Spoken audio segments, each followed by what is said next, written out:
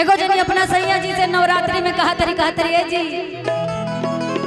रउआ सब चीज कैले बानी, सब चीज का पेड़ लगेले बानी, लेकिन एगो चीज के नहीं खेल गईले। बड़ा सुंदर भाव से अपना सैया जी से कहा तरी अरे अम्मा गवला पिया हो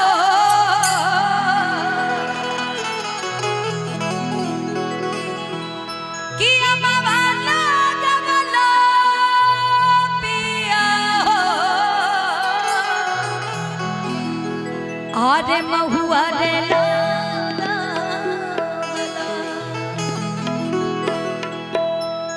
तक कहे ना लगावला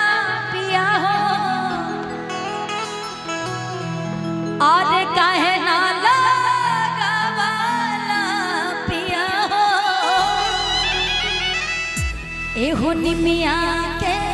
गछिया अब अम्मा वाला गवला पिया हो हम हुआ रला गवला अम्मा वाला गवला पिया हो महुआ रला गवला काहे ना गवला पिया हो अरे काहे ना गवला पिया हो होने पिया के गछिया काहे ना गवला पिया हो निमिया के गछिया अम्मा वाला गवला पिया हो महुआ रला गवला अम्मा वाला गवला पिया हो महुआ रला गवला काहे ना गवला पिया अरे काहे ना गवला पिया होने पिया के गछिया काहे ना गवला पिया होने पिया के गछिया प्यारे रे सतन देंगे दोगे प्यारे रे सतन देंगे दोगे आ जान तेरे नवागी आप जान तेरे नवागी भोला जग सदा सदा तेरे प्यारे रे सतन देंगे दोगे प्यारे रे सतन देंगे दोगे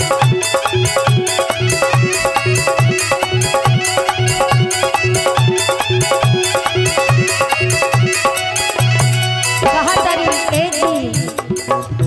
निमिए हो भजवा पाई के निमिए दुआरवा हो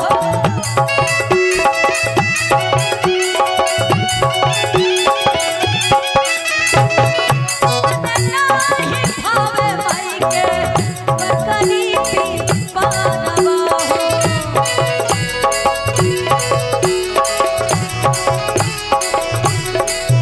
निमिए हो भजवा पाई के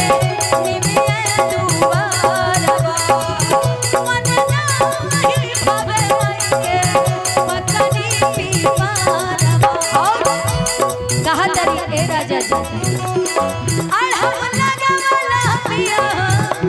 अनार लगवला अड़हम लगवला पिया अनार लगवला काहे ना लगवला पिया काहे ना लगवला पिया होने पिया के गछिया काहे ना लगवला पिया निमिया के गछिया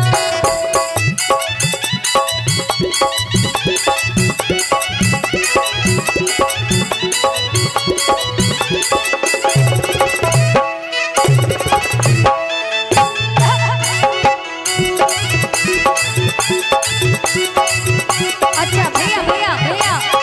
बड़ा प्यारा धुन बजाएं इसमें क्या चढ़ते नवरात्र रुकाई के सेवकवा सिंगार करना चढ़ते नवरात्र रुकाई के सेवकवा सिंगार करना दीदार करला देख माई के मूर्तिया के दीदार करला देख माई के मूर्तिया के दीदार भैया आप लोग आराम से रहो भाई, आप ही के लिए हम आए हैं, जाएंगे नहीं। जब तक आप लोग रहेंगे तब तक हम यही रहेंगे। हमारे माई बहन लोग बड़ी बड़ी पूरा पूरा हाथ उठा ली, हाथ उठा के ताली बजा के। अच्छा लाइट दे भैया। जला दीजिए धड़कन चढ़ते नौरा दर माई के सेवकवा दीदार करला चढ़ते नौरा दर माई के सेवकवा दीदार करला ये गमाई के भगता दीदार करला ये गमाई के भगता दीदार करला टका है ना लगा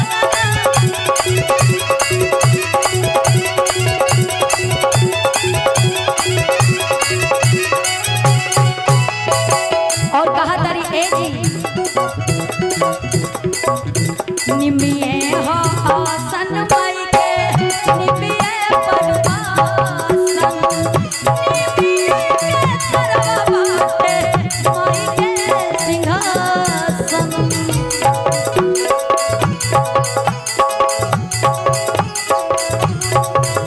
कहा तारी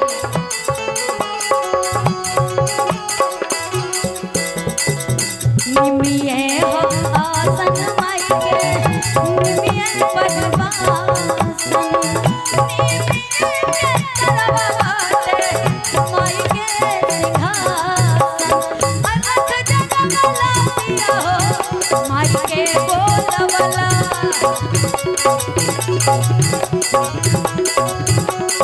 अलख जगमला दिया हो माई के बोलवला टका है ना लगावला टका है ना लगावला दिया हो निमिया के टका है ना लगावला दिया हो निमिया के टका है ना लगावला दिया हो निमिया के टका है ना लगावला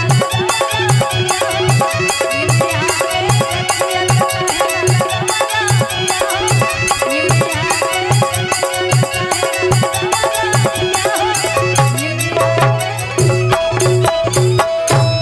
जोरदार तालियों की सौगात होनी चाहिए, जोरदार ताली होनी चाहिए। और ऐसे में